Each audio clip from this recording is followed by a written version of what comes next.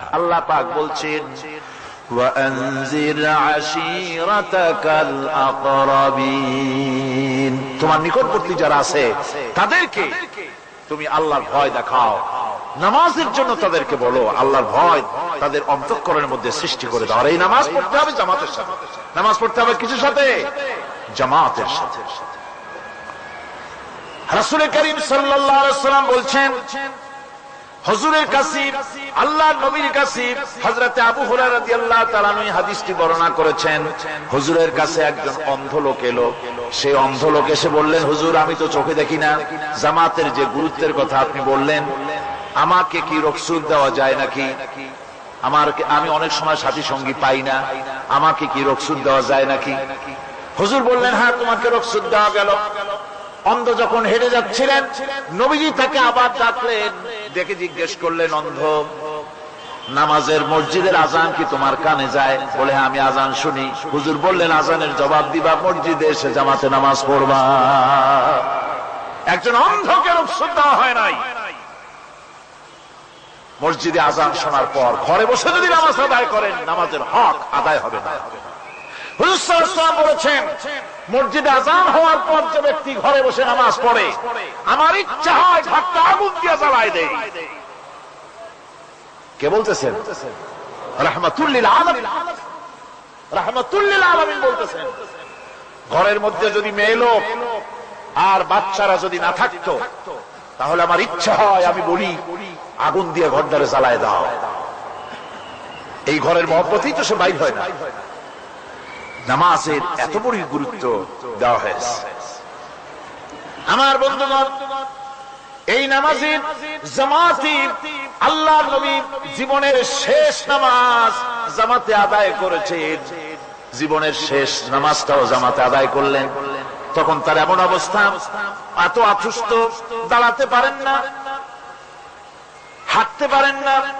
দুইজন সাহাবীর কাঁধের উপরে ভর করে তারপরে বহু কষ্ট করে মসজিদে গিয়ে নামাজ আদায় করেছেন। খুতবা দিয়েছেন। বললেন, খুতবা দিতে গিয়ে বললেন, আজ থেকে মসজিদ নববীর চতুর্দিকের সকলের দরজা বন্ধ হয়ে যাবে, শুধু আবু বকরের দরজাটা খোলা থাকবে। আল্লাহর নবী বললেন, আল্লাহ রাব্বুল আলামিন এই পৃথিবীতে তার এক বান্দাকে জাগতিক সব সম্পদ দিতে চেয়েছিলেন, কিন্তু সে বান্দা সব জাগতিক সম্পদকে উপেক্ষা করে মাবুদের সঙ্গে দেখা করা বেশি জরুরি, বেশি পছন্দ মনে করেছেন। এতটুকুন কথা নবীজি বললেন, কেউ কিছু বুঝতো না। হযরতে আবু বকর রাদিয়াল্লাহু তাআলা আনহু হুজুরের এই কথা শুনে কাঁদতে কাঁদতে তিনি অস্থির হয়ে যাচ্ছেন। সাহাবীরা চিন্তা করলেন, হুজুর কান্না কার কথা বলেছেন, তাতে কান্নার কি আছে? বয়োবৃদ্ধ, জ্ঞান বৃদ্ধ হযরতে আবু বকর রাদিয়াল্লাহু তাআলা আনহু বুঝতে পেরেছেন, এই পৃথিবীর সব সম্পদ তো আল্লাহ হুজুরকেই দিতে চেয়েছিলেন। তিনি সমস্ত সম্পদকে উপেক্ষা করে তার মাবুদের সঙ্গে দেখা করার জন্য প্রস্তুতি নিয়েছেন। তার মানে হলো আল্লাহ নবী বিদায় হয়ে যাবেন, আমরা নবী থেকে এতিম হয়ে যাব। নবীজি ঘরের মধ্যে প্রবেশ করলেন, প্রচন্ড জ্বর এলো। এই প্রচন্ড জ্বর নিয়ে তিনি শুয়ে আছেন, কখনো বেহুশ কখনো হুশ। এর মধ্যে সারা জান হয়ে গেল। সাহাবীরা বহুক্ষণ অপেক্ষা করে হযরত আবু বকরের ইমামতিতে নামাজ শুরু করলেন। হুজুরের হুশ এলো, প্রশ্ন করলেন, আয়েশা রে এখন কোন সময়? হযরত আয়েশা বলেন, ইয়া রাসূলুল্লাহ, মসজিদে নববীতে নামাজ শুরু হয়ে গেছে। সাহাবীরা অনেকক্ষণ অপেক্ষা করে আমার বাবার ইমামতিতে নামাজ পড়তেছে সবাই, কিন্তু সাহাবীরা কেঁদে কেঁদে নামাজের মধ্যেই কাঁদতে কাঁদতে অস্থির হয়ে যাচ্ছে। তাদের মনের ধারণা হয়েছে নবীজির পেছনে নামাজ পড়ার কিসমত থেকে তারা মাহরুম হয়ে গেল। নবীজি বলেন, আয়েশা দরজা খুলে দাও আর আমার মাথাটা একটু উঁচু করে ধরো, আমি একটু নামাজের দৃশ্যটা দেখি। দরজা খুলে দেওয়া হলো, নবীজির মাথা উঁচু করে ধরা হলো। নামাজের জামাতের দৃশ্য দেখে নবীজি আবার শুয়ে পড়লেন। হযরত আয়েশা লক্ষ্য করে দেখেন নবীজির দুই চোখের কোণা দিয়া পানি পড়তেছে। মা আয়েশা জিজ্ঞেস করেন, ইয়া রাসূলুল্লাহ, নামাজের দৃশ্য দেখে চোখে কেন পানি এলো? হুজুর বলেন আয়েশা রে, এটা কোনো দুঃখের পানি নয়, এটা তৃপ্তির পানি। এই যে জামাত নামাজ পড়তেছে লোকেরা, এই জামাত কায়েমের জন্য তায়েফের ময়দানে অনেক রক্ত আমার ঝরেছে, উহুদের ময়দানে দান্দার মুবারক শহীদ হয়েছে, সাহাবায়ে কেরাম জীবন দিয়েছে। এই যে জামাত আমি দেখতে পেলাম, ভবিষ্যতের একটা ছবি যেন চোখে ধরা পড়লো। আমার মনে হলো কিয়ামত পর্যন্ত এই পৃথিবীতে আমার যত উম্মত আসবে তারা এইভাবে করে জামাতে নামাজ আদায় করবে।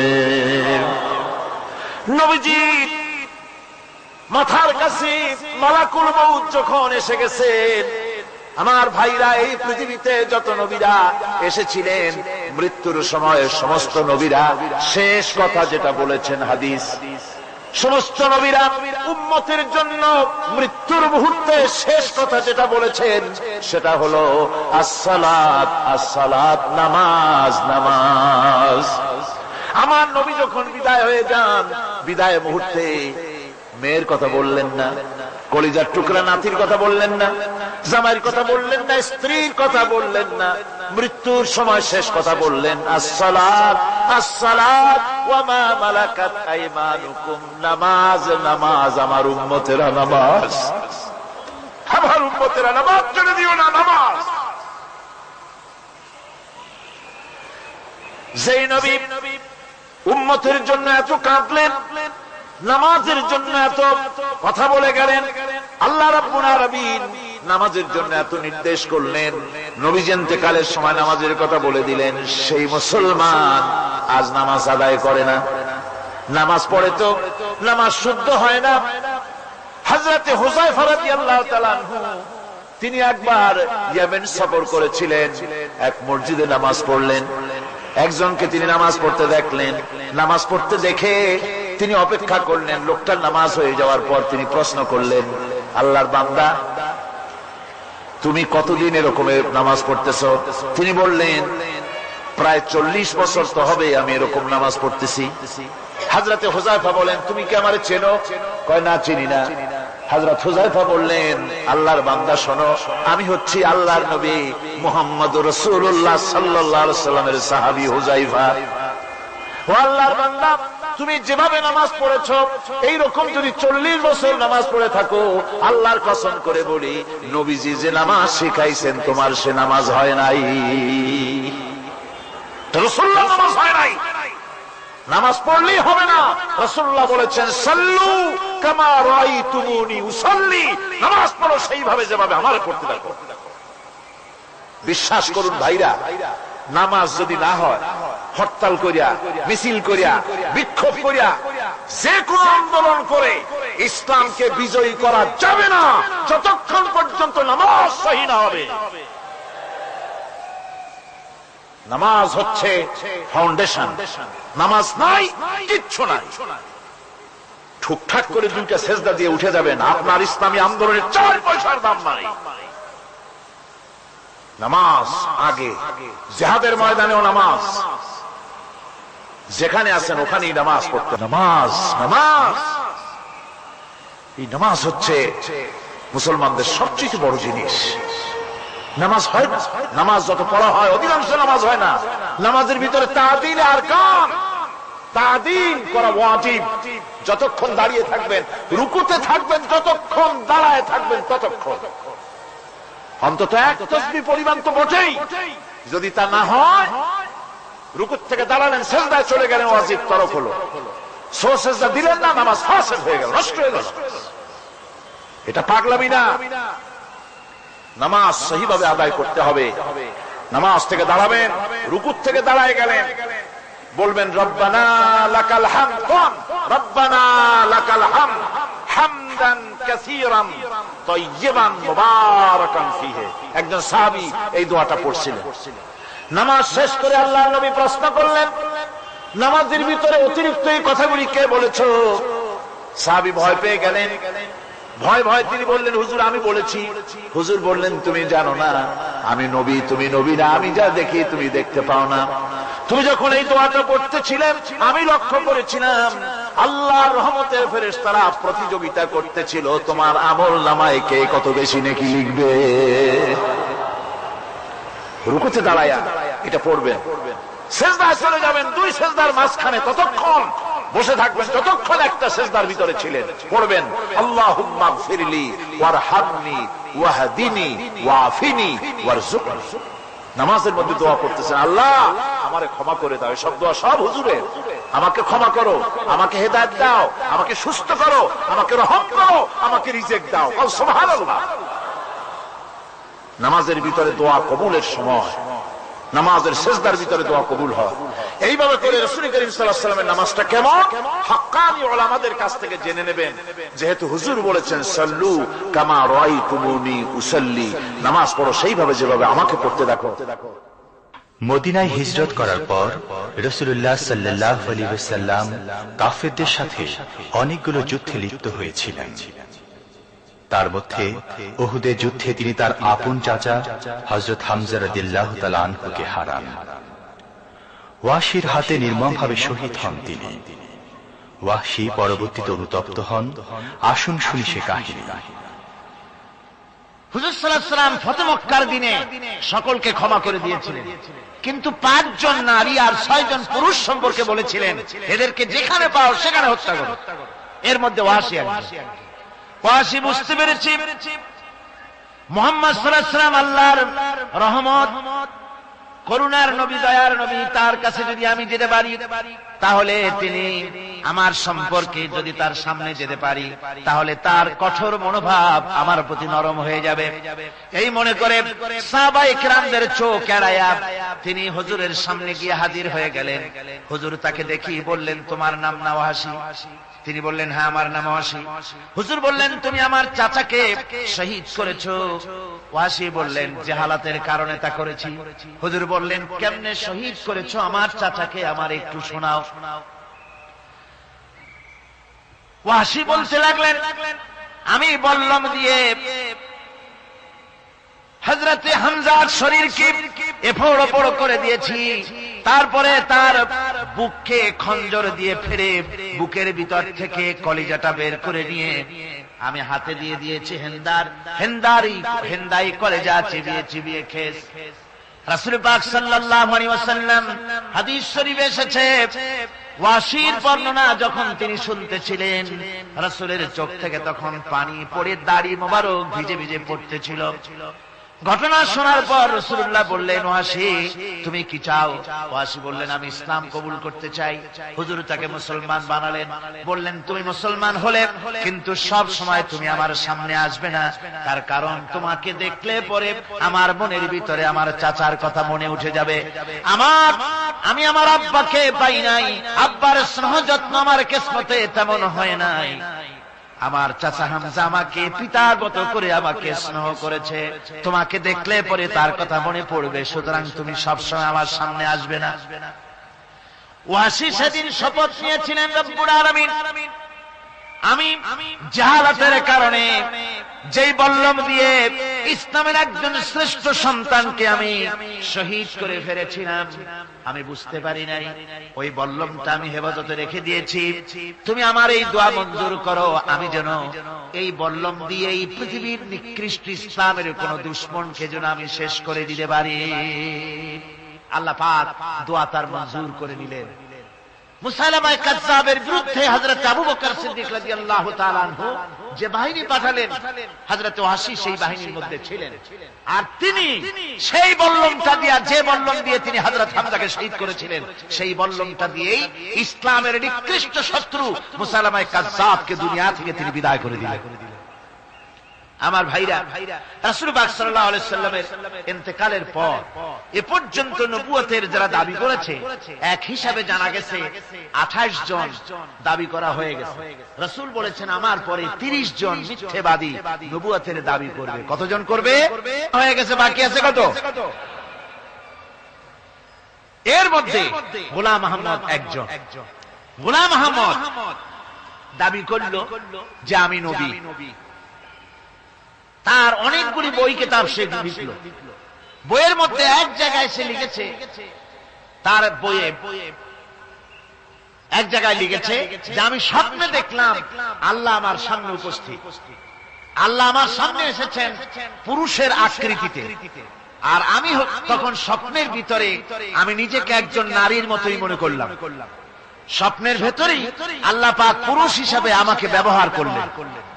আমি স্বপ্নের মধ্যেই গর্ভবতী হলাম এবং স্বপ্নের ভিতরে আমি গোলাম আহমদ মসিহে রূপান্তরিত হয়ে গেলাম। নাউযুবিল্লাহি মিন যালিক। গোলাম আহমদ বলছে, আল্লাহ পাক ওহীর মাধ্যমে আমাকে জানিয়েছেন, আল্লাহ আমাকে বলেছেন, গোলাম আহমদ তুমি হচ্ছ আমার সন্তান তুল্য। নাউযুবিল্লাহি মিন যালিক। এইভাবে অসংখ্য মিথ্যে কথা দিয়ে বইপত্র রচনা করেছে। লোকেরা তার কাছে নবুয়তের প্রমাণ চেয়েছে। আসলে শরীয়তের বিধান হচ্ছে হুজুরের পরে যদি কেউ নবুয়তের দাবি করে তাহলে তাকে সে নবী কিনা এর কোন প্রমাণ তার কাছে চাওয়াও জায়েজ নাই। যেহেতু প্রমাণ চাইতে গেলে বোঝা যায়, সন্দেহ হয় কিছুটা, প্রমাণ দিতে পারলে তাহলে সে নবী হবে। কথা বুঝতে পেরেছেন? এই জন্য রাসূলের পরে যদি কেউ নবুয়তের দাবি করে তাহলে তার কাছে নবুয়তের দাবির কোন প্রমাণও চাওয়া যাইবে না। বিনা প্রমাণে রাসূলের পরে নবুয়তের দাবি যেই করবে সে কি হবে? জোরে বলেন কি হবে? কাফের হয়ে যাবে। দুনিয়ার সমস্ত উলামা, সমস্ত মুহাদ্দিস, সমস্ত মুফাসসির, দুনিয়ার সমস্ত মুফতি সব একমত, কোন দ্বিমত নাই, গোলাম আহমদ কাদিয়ানী কাফের। তার অনুসারীরাও তার জামানায় মাওলানা আতাউল্লাহ শাহ বুখারী রাহমাতুল্লাহ আলাইহি তার সঙ্গে একটা বহস হলো। যেহেতু গোলাম আহমদ বলেছিল যে আমার এই 40 দিনের মধ্যে কেউ প্রতিবাদ করুক যেগুলি আমার ওহী নয়। হযরতে মাওলানা আতাউল্লাহ শাহ বুখারী রাহমাতুল্লাহ আলাইহি সেই যুগের একজন শ্রেষ্ঠ আলিম, তিনি বললেন, আমি তোমার কাছে কোনো প্রমাণ চাই না তুমি নবী কিনা। আমি জানি তুমি মিথ্যাবাদী, তবে তোমাকে বলতে হবে তুমি এই শক্তি কোথায় পেলে। গোলাম আহমদ বলল, কোরআন শরীফেই আছে আমার এই শক্তির উৎস। কোথায়? বলল যে এই যে আয়াতটা আমি আপনাদের সামনে তেলাওয়াত করেছি, ঈসা আলাইহিস সালামের ওই কথাই। গোলাম আহমদ বলল যে হযরত ঈসা আমার সম্পর্কে বলেছেন, ইয়াতি মিন বাদ ইসমুহু আহমদ, আমার পরে একজন নবী আসবেন, রাসূল আসবেন, তার নাম হবে আহমদ, আমি সেই আহমদ। মাওলানা আতাউল্লাহ বুখারী বলছেন, তোমার নাম তো আহমদ না, তোমার নাম হচ্ছে গোলাম আহমদ। তার অর্থ হলো হযরত ঈসা আলাইহিস সালাম যে আহমদের কথা বলেছেন তুমি সেই আহমদের গোলাম। গোলাম আহমদ বললেন, দেখুন আমার নামের প্রথম শব্দ গোলাম, এটা হচ্ছে আমার লকব। আমি আমার নামের লকবটা ছেড়ে দিলাম, বাদ দিয়ে দিলাম, আর ব্যবহার করব না। তাহলে তো আমি আহমদ থাকি, আপনি তো আর আপত্তি করতে পারেন না। মাওলানা বুখারী বললেন, নামের প্রথম শব্দ বাদ দেওয়া যদি জায়েজ হয় তাহলে তোমার ফতোয়া দিয়ে আমার নামের প্রথম শব্দ বাদ দিয়া দিলাম। আমার নাম আতা আল্লাহ, নামের প্রথম শব্দ আতা বাদ দিয়া দিলাম। তো আতা যদি বাদ দেই তাহলে আল্লাহ হই, আর আল্লাহ হয়ে বলছি তোমার মতো গাধাকে নবুয়ত আমি দেই নাই। এরপর এই পৃথিবীর নিকৃষ্ট পাপী এই কাফেরের মউত হলো কোথায়? জোরে বলেন, এই কাফেরের মউত হলো কোথায়? পায়খানার ভেতরে মউত হয়েছে। কিয়ামত যখন হবে তখন সবাই ভয়ে কাঁপতে থাকবে। মহান রব্বুল আলামিনের সামনে কেউ টু শব্দটি পর্যন্ত করার সাহস পাবে না। দুনিয়ায় যত নবী পয়গম্বর এসেছিলেন তারাও সে সময়ে ভয়ে চুপ থাকবেন। কেবলমাত্র আল্লাহর অনুমতি সাপেক্ষে সেদিন বিশ্বনবী রাহমাতুল লিল আলামিন রাসূলুল্লাহ সাল্লাল্লাহু আলাইহি ওয়াসাল্লাম তার উম্মতের জন্য শাফায়াত করার সুযোগ পাবেন।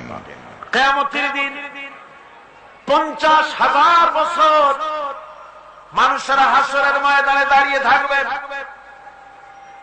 50,000 বছর বিচারের দিনটা লম্বা হবে 50 আলফা সানা মিম্মা তাউদ্দুন। এই পৃথিবীতে তোমাদের গণনা মতে 50,000 বছর যত বড় লম্বা, কিয়ামতের বিচারের দিনটা হবে অত বড় লম্বা। মানুষেরা হয়রান হয়ে যাবে। মানুষের মাথার চাঁদি, গুনাহগারের মাথার চাঁদি ফেটে গিয়া মগজগুলি গলে গলে পড়তে লাগবে। জিহ্বাটা ঝুলে কুকুরের মতো নাভিস্থল পর্যন্ত পড়ে যাবে। সারা ময়দানে পানি পানি বলে চিৎকার হতে লাগবে। মানুষেরা বিভীষিকাময় দৃশ্য দেখে হয়রান হয়ে যাবে, ভয়ের চোটে কলিজা গলার কাছে চলে আসবে, কোনো উপায় নাই। মানুষেরা হয়রান হয়ে গিয়ে হযরত আদম আলাইহিস সালামের কাছে যাবেন, আল্লাহর কাছে একটু সুপারিশ করেন আমাদের বিচার হয়ে যাক। হযরত আদম বলবেন আমার দ্বারা সম্ভব নয়, আমি নিজে আল্লাহর এক হুকুমকে ভঙ্গ করেছিলাম, জানি না আল্লাহ রাব্বুল আলামিন আমার সাথে আজকে কি ব্যবহার করেন। মিয়া সাহেব মাথা খাটা, বুদ্ধি খাটা, চিন্তা করেন আকল দিয়ে, বিবেক দিয়ে। আবাল বাশার আদম আলাইহিস সালাম আল্লাহর দরবারে কথা বলতে সাহস পাবেন না। বলবেন নূহের কাছে যাও, নূহ আলাইহিস সালাম বলবেন আমি পারবো না। ইব্রাহিমের কাছে চলে যাও, ইব্রাহিম আলাইহিস সালাম বলবেন আমিও পারবো না। সকলে এক এক অজুহাত দিবেন। বলবেন যাও মুসা আলাইহিস সালামের কাছে, তিনি বলবেন আমিও পারবো না।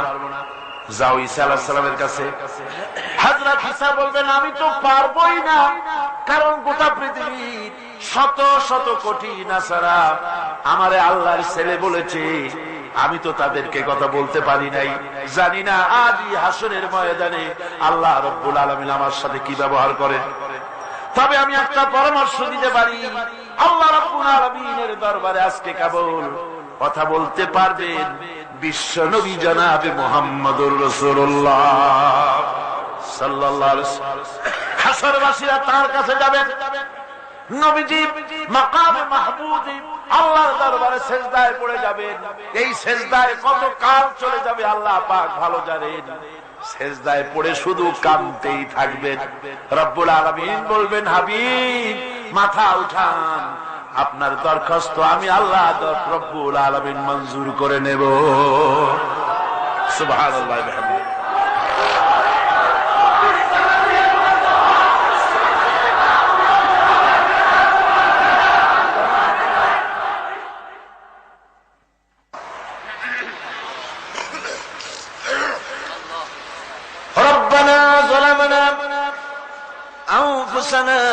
وإن لم تغفر لنا وترحمنا لنكونن من الخاسرين। সবাই পড়েন আমার সাথে, রব্বানা যালামনা আনফুসানা ওয়া ইন লাম তাগফির লানা ওয়া তারহামনা লানাকুনান্না মিনাল খাসিরিন। রব্বুল আলামিন লক্ষ লক্ষ জনতা নিয়ে ঢাকা শহরের প্রাণ কেন্দ্রে আউটার স্টেডিয়ামে পল্টনের ময়দানে কোরআন শরীফের 3 দিন তাফসীরুল কোরআন মাহফিলের শেষ দিনে গুনার বোঝা মাথায় নিয়ে কোরআন শরীফ সামনে নিয়ে আল্লাহ তোমার দরবারে ভিক্ষুকের মতো দুটি হাত আমরা তুলে ধরেছি। রব্বুল আলামিন এই 3 দিন আমরা যারা কথা বলেছি, আমরা মানুষ, কথার মধ্যে যদি কোনো ভুল ত্রুটি হয়ে থাকে আল্লাহ দয়া করে আমাদের ভুল ত্রুটি মাফ করে দিয়ে পূর্ণ সওয়াব এনায়েত ফরমাও।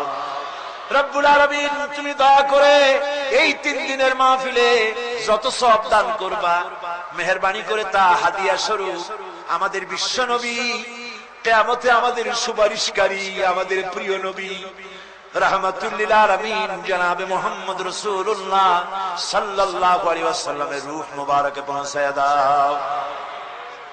রাসূলের সাহাবী, তাবিন, তাবে তাবিন, সিদ্দিকিন, শুহাদা, আম্বিয়া আলাইহিস সালাম, আইম্মায়ে মুজতাহিদিন, সালফে সালিহিন, আকাবেরে দ্বীন, উলামায়ে মুতাকাদ্দিমিন, উলামায়ে মুতাআখিরিন, আসফিয়ায়ে কেরাম, तमाम পৃথিবীর মুমিন মুমিনাত যারা কবরে শুয়ে আছে আল্লাহ সকলের আরোহার পরে সওয়াব পৌঁছায়া দাও। রব্বুল আলামিন আজকের এই মাহফিলে আমরা লক্ষ লক্ষ মানুষ তোমার দরবারে হাত তুলে আমাদের আব্বা জানের কথা মনে পড়ে গেল। আমরা যারা আমাদের বাপ হারাইছি, আমাদের মামুনদের মধ্য থেকে, ভাইদের মধ্য থেকে আমরা যারা বাপ হারাইছি, আল্লাহ তুমি দয়া করে আমাদের বাপজানের কবরটাকে জান্নাতের টুকরা বানাইয়া দিও। আয় আল্লাহ তাআলা আমাদেরকে বড় করার জন্য, মানুষ করার জন্য কত স্বপ্ন দেখতো, কত কষ্ট করতো। ওই বাপজান চলে গেল, আর তো কেউ নাম ধরে ডাকে না, আর তো কেউ মাথায় পিঠে হাত বুলায় না। আল্লাহ বাপজান স্যার বিদায় হয়ে গেল, বাবুদ গো কবরটাকে জান্নাতের টুকরা বানায়া দাও। আয় আল্লাহ তাআলা, আমাদের জনম দুঃখিনী মা, একটা অক্ষর মা, আর মনে হয় যেন তামাম পৃথিবীর সমস্ত মধু এই একটা অক্ষরের মধ্যেই তুমি দিয়ে দিয়েছো। 10টা মাস ধরে মায়ের পেটের ভিতরে বসে মাকে কষ্ট দিয়েছি, মায়ের পেটের ভিতরে হাঁটু দিয়া, মাথা দিয়া, পাও দিয়া গুতাগুতি করে মাকে কষ্ট দিয়েছি পেটের ভিতরে থেকে। ডেলিভারি করার সময় মা প্রচন্ড কষ্ট পেলেন। আয় আল্লাহ, তারপরে বুকের রক্ত চুষে চুষে বুকের দুধটা 2-2.5 বছর খেয়েছি। মায়ের কোলে থেকে মাকে পেশাব পায়খানা করে মায়ের কাপড় চোপড় নষ্ট করেছি। কোনদিন বিরক্ত হয়ে একটা আছাড় দেয় নাই, একটা থাপ্পড় মারে নাই।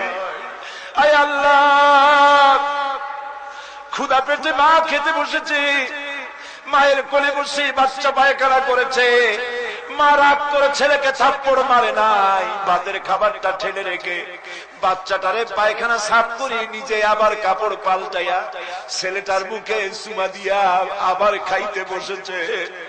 এইভাবে করে মাকে নির্যাতন করলাম। ওই মা যাদের বিদায় হয়ে গেছে, আল্লাহ মায়ের কবর জান্নাতের টুকরা বানাইয়া দাও। রব্বির হামহুমা কামা রব্বায়ানি সগীর।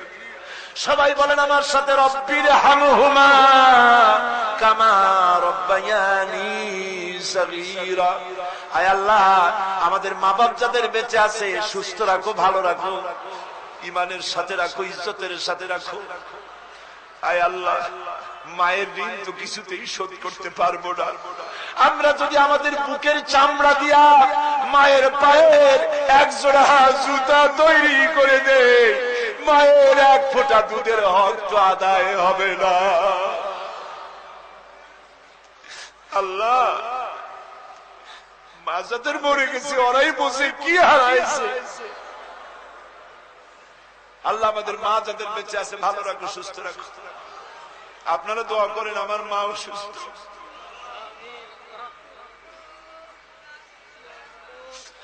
আল্লাহ মাকে সুস্থ করে দাও। ربنا تقبل منا إنك أنت السميع العليم وتب علينا إنك أنت التواب الرحيم سبحان ربك رب العزة عما يصفون وسلام على المرسلين الحمد لله رب العالمين واجعل آخر كلمة عند الموت لا إله إلا الله محمد رسول الله। আসসালামু আলাইকুম ওয়া রাহমাতুল্লাহ।